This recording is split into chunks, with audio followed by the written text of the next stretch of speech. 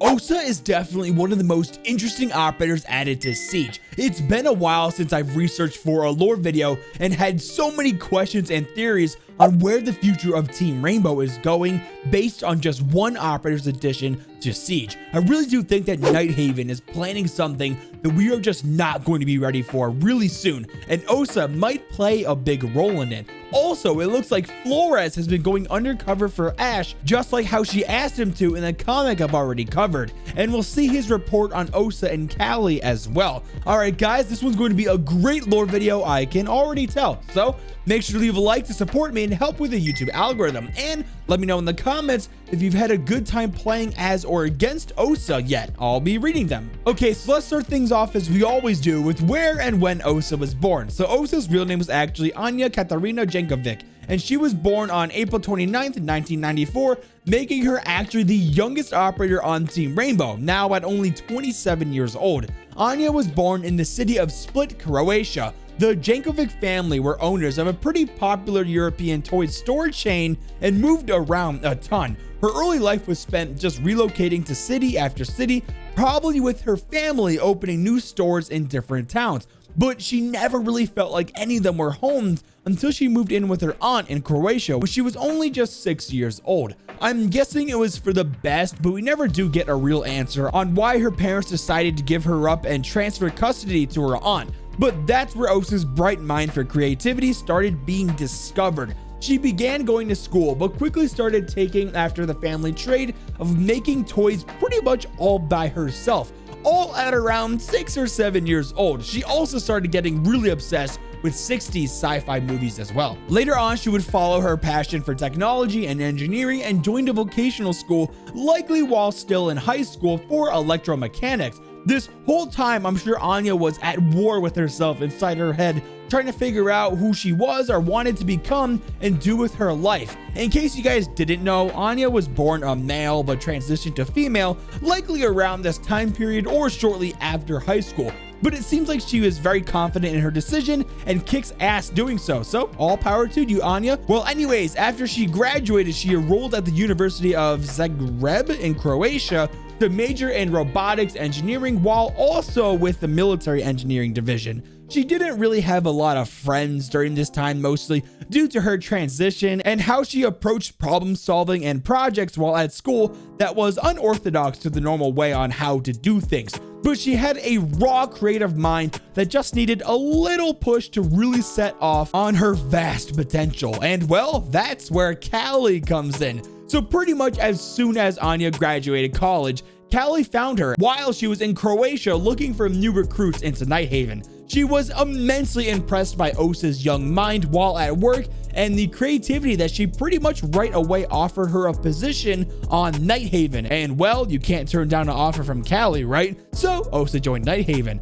Now, here's the thing that I found interesting. Pretty much all of Nighthaven's technological masterpieces can directly be credited to Osa. Yes, Callie, of course, is the leader and funds the entire private military organization, but one could argue that the company's success kind of rests on Osa's shoulders. We used to think that Womai was Callie's second in command, but with Osa quickly being promoted to the head of Nighthaven's research and development team, I'm thinking that it's actually Osa instead. I mean, in the late 2010s, Osa was solely responsible for developing Womai's magnet systems, you know, his little Womai discs, while also developing Aruni's prosthetic limbs. So yes, Callie was the one that convinced and recruited Afa or Aruni, but the major upgrades to her prosthetics were done and completed by Osa. Also in the late 2019, when Nighthaven's contract with Team Rainbow to merge operators and forces was enacted, there was a reason why Callie was so hell-bent on not letting Mira, or anyone else for that matter, evaluate the devices of Nighthaven fully. It's because she hired lawyers to protect Osa's incredible work of engineering. Callie wasn't just trying to be a major a-hole, she was protecting Osa. In fact, a lot of things Callie does is to protect Osa. They have a very strong friendship and basically tell each other everything. It's safe to say that no one knows Callie or what her true intentions are more than Osa herself. Anyways, remember in late 2020, the second Tournament of a Champions 6th Invitational, when all of a sudden Callie appears in this insanely futuristic suit called the Master Frame Prototype 1? Yeah, Osa made that. This suit is leagues ahead of its time with its lightweight ability to increase reaction time, reduce muscle strain, and is sealed against most conventional biological and chemical weapons. Callie wore the suit, of course, for the Invitational and absolutely dominated with it, which brings us to the huge fight that sent a rift throughout Team Rainbow at the end that had everyone picking a side, Ash or Callie. Some months after that, Callie was able to convince Harry to recruit Osa into Team Rainbow from Nighthaven. Jeez, there seems to be a lot of that going around. Harry seems like a very easily convinced man. The real plan for it from Callie, though, was to use Osa as a gateway for more Rainbow operators to feel more at home being allowed to visit Nighthaven's research and development lab to test out new equipment or upgrades to their current ones. Is Callie trying to take more operators from Rainbow to join Nighthaven?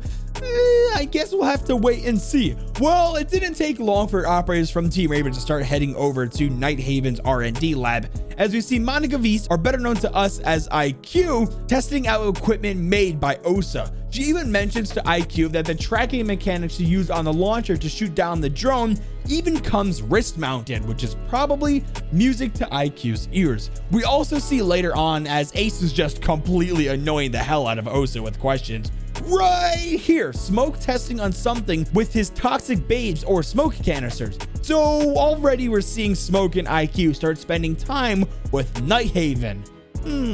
Interesting. The cinematic also doubles down on Osa's love for robotics and the toys she would make as a child, along with her favorite sci-fi movies pictured here. She then goes on to mess with Ace with one of these super advanced and, well, very scary war robot things before getting a message from Callie that it's time to head to Greece and move forward with the plan. What plan, Callie? What plan? Okay, guys, so I got some incredible psychological evaluations coming up for you guys, written by Harry, the director of Team Rainbow, and even Flores reporting back to Eliza Cohen, or better known to us as Ash, on Osa and Callie's doings. So let's get right into it. We'll start off with Harry and then move over onto the juicy details Flores reported to Ash. This is the quote from Harry. Specialist Anya Osa Jankovic didn't shy away from letting me know that speaking to me about personal matters was a professional courtesy. She always has work to get back to, and time with me is more of a distraction than anything else. In all matters, she is grounded by the meticulous precision that her aunt taught her, yet driven by a sense of wonder. She attributes this to her favorite childhood movie, Empress of the Plutomatons, 1967. As I understand, it was filled with futuristic technology and colorful imagery,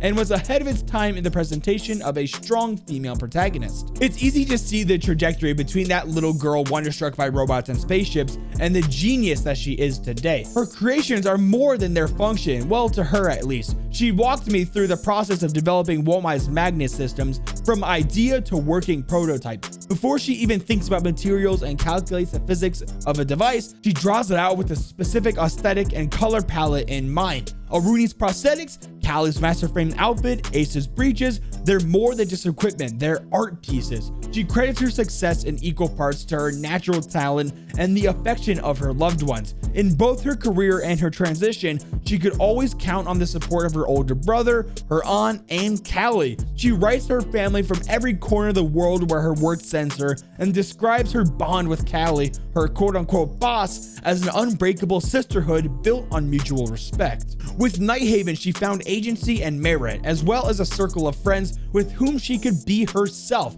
Despite her disregard for my work, I expressed hope that she would eventually come to trust me as she does then. I also asked if I could borrow a copy of Empress of the Plutomatons. It sounds like a lot of fun, and well, who knows, I might learn a thing or two. Signed, Dr. Harishva Haripande, director of Team Rainbow. Okay, so that's what Harry had to say about Osa. Now, let's listen into what Flores had to say about her and Callie as well. Quote from Flores: Capitana, there's not much I can pull from Callie's plans through the channels you gave me, but I thought you'd want to know about a big player who's already on the field. Nighthaven's technology has always been its edge, and they have one person to thank for that, Anya Osa Jankovic. trained in electromechanics, military engineering, and robotics genius, recruited into Nighthaven right out of the university, founded their R&D department called Quantum Concepts and Robotics, trained in field operations by Callie herself. Boss lady doesn't mention her much, so I got Ace to talk. According to him, Callie and Osa tell each other everything. Callie is very protective of her, and it's not just because she's her golden goose. Best friends, business partners, however you want to describe it, there's a lot there that Harry could get at. I looked at the tech that our Nighthaven specialists use, and they all share a signature. Even after modifications, I can tell there are Osa's prototypes. She probably made that gear Callie pulled out of the Invitational, the outfit you told me about. Now that she's a team captain, I'm not surprised that Callie would bring in one of her own people. I'm surprised Osa is the one though. She has the skills and the experience, but I thought someone like Callie would keep an asset like her away from the line of fire. Speaking of which, the device she's bringing is sure to play on lines of fire. A clear shield with mechanical claws that digs itself into surfaces and frames. This defensive capabilities designed for offensive missions might make Mira jealous that she didn't think of that first. Still, I'm not seeing anything yet that suggests Nighthaven is trouble. Maybe you misjudged Ash. Maybe Callie is just more human than you expected. Maybe she just doesn't play by the rules and you don't know what to do with that. Check with Harry after his assessment. I'll keep digging. Signed, Santiago Flores Lucero.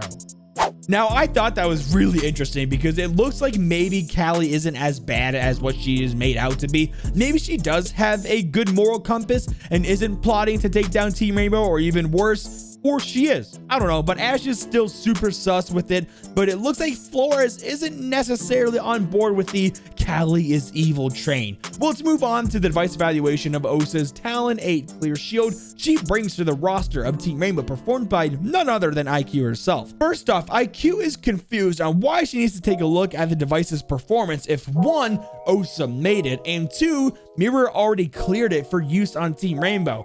But Mira said that she just wants to make sure that she didn't miss anything, as Callie made Osa seem to be that she's above evaluations. Basically, IQ just talks about how it's going to be a huge help to the team to have these movable defensive positions in an attacking formation, and how it can be embedded into doors or windows to give added cover. Mira finished off by saying, quote, "Design is both impressive and appealing. No modifications needed. Signed, Mira." Like I said, Osa's lore is actually really interesting, especially with what it might potentially mean for the future of Team Rainbow and Nighthaven's collaboration.